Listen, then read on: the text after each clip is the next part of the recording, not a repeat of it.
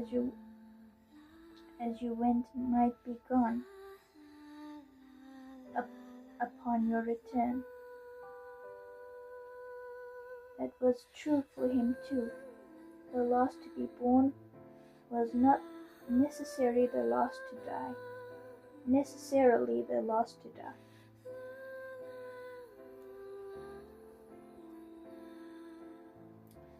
Sometimes you wouldn't ever see someone again. It didn't matter who. In this world, it could be anyone. You didn't encounter any other new sights after the wind pattern in the white sand. The world was disgustingly simple. So simple that we couldn't believe that there had been a time when you could just walk to a completely different vista. Well, there were some changes. There was a visible decrease in the number of monsters, and suddenly no small ones at all. He was forced to hunt the mid-sized monsters, which were a bit much for him on his own. When he encountered the big ones, he fled before they spotted him. It wasn't as if he couldn't defeat one with a little effort, but they were too much for one person to eat. Risking his life to defeat one, and then leaving leftovers to rot would be terribly wasteful. He discovered that the way he hunted and the prey he sought were different when he had company compared with going solo. The dozens of people becoming only few hadn't been nearly this much of a change. Hunting had just become a little harder. If they had extra meat, they would dry it. They would dry it to preserve it. And if there wasn't enough, they would go out to hunt again, over and over again. But at some point, each loss began to hurt more and more. It really is hard without her, he started to say. She was the best at striking their weak points. It was a lot easier with her around. Eventually, even those conversations stopped, and he was going out to hunt on his own. But even then, when he came back, he wasn't alone. He was greeted with a smile and a "Welcome home." She was 3 years younger than him. The very first new person he'd ever met. Until then, everyone around him was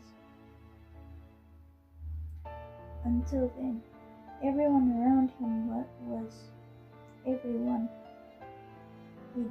he'd ever known. There had been absolutely no one in the village he'd never met because everyone had been born before him. Maybe that was why he remembered her birth, even though he was only 3 years old then. Oh, I know that face anywhere. Even in the darkest times, she made her way to us. What a blessing. Most of the adults had looked somehow relieved, while her mother had looked a little sad. He'd been unbearably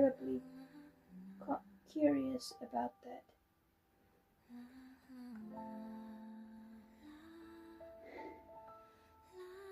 For the few years afterward, there had been a few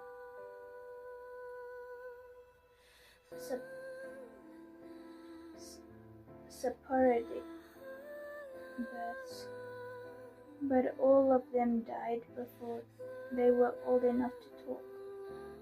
Eventually, there were no more births at all, ever since she was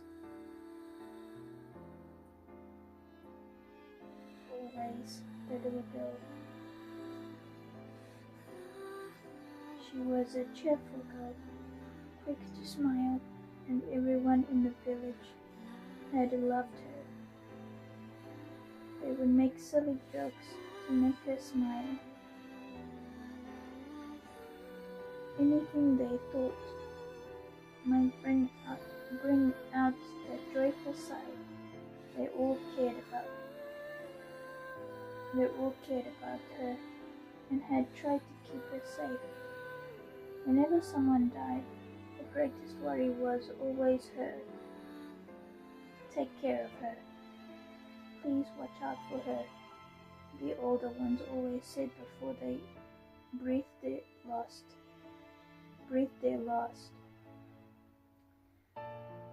Even if he were about to die, who could come here?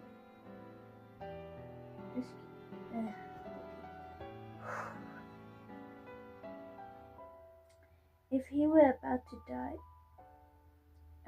die, who could he turn to after he was gone? Who would take care of her? Those questions waited on his heart. No, there was one even worse. What if she were to die before him? He had lost track of how long he'd been on this journey. He walked and walked and walked, but there was no one in this white desert. Only pure white surfaces stretching on and on.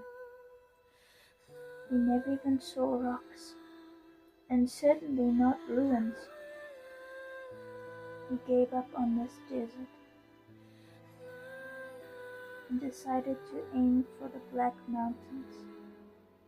He had no idea if people could live anywhere around there. But even if nobody was there, he might find someone on the other side.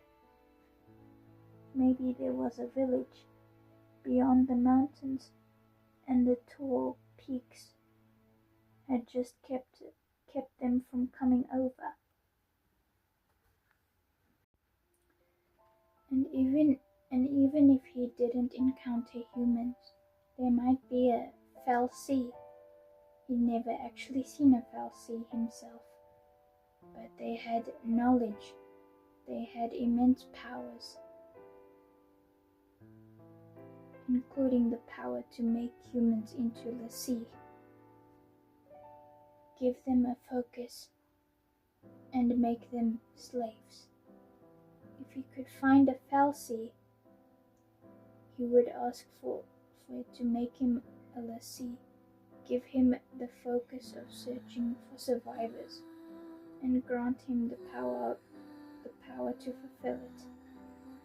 He'd been told that Xlll-2 who failed their mission would become monsters called Xlll-2, but he didn't mind such fate. If he was going to die all alone anyway, then it was the same if he was a human or a monster. Actually, if he was going to make this request, knowing he would become a Xlll-2 anyway, maybe he should ask the Xlll-2 to give him ambitious focus, like to change their fate to save his race from extinction. Should he just change the century after Cocoon's fall? If people stopped fighting and cooperated with one another back then, there had still been farmland. Would humanity, when there had still been farmland, would humanity have taken a different course? He'd been told they still had factories.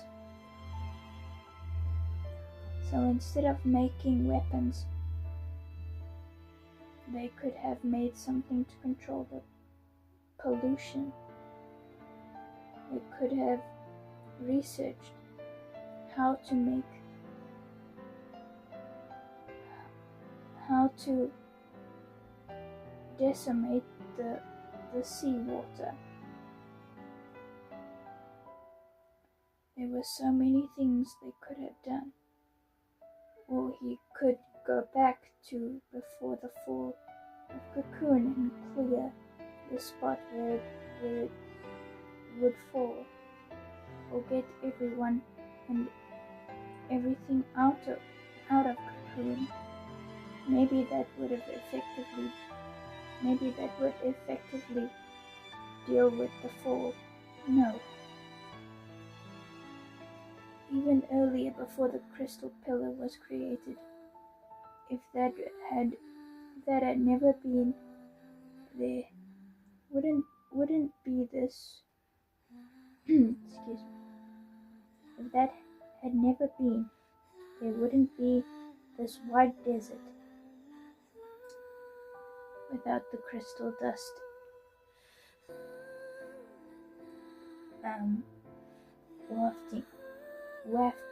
wafting in the air. Nobody would have died of the lung disease. So then, before the day of Ragnarok,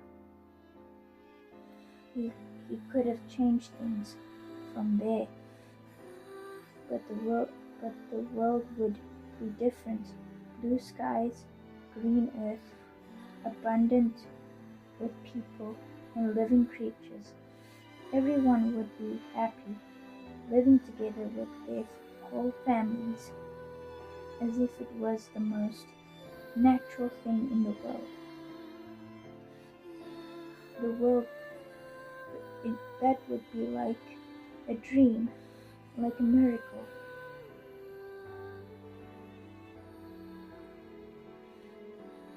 They'd call his grandmother's long life miraculous, but real miracles would be different. They were unbelievable, overwhelming, something that would make your jaw drop. Was there a Xlll-2 that could give him a focus like that? It might be impossible for a Xlll-2. Miracles were the domain of the goddess Xlll.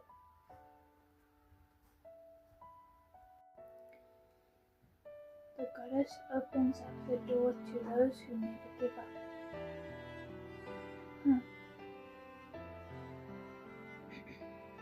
The goddess opens the door to those who never give up. He made crimson. Then was startled. His voice was so hoarse he barely recognized it. A reminder that he hadn't spoken with anyone since he'd left on this journey. He'd been walking on and on without ever saying a word. He hadn't even noticed what had become of his voice. I'm really alone, aren't I?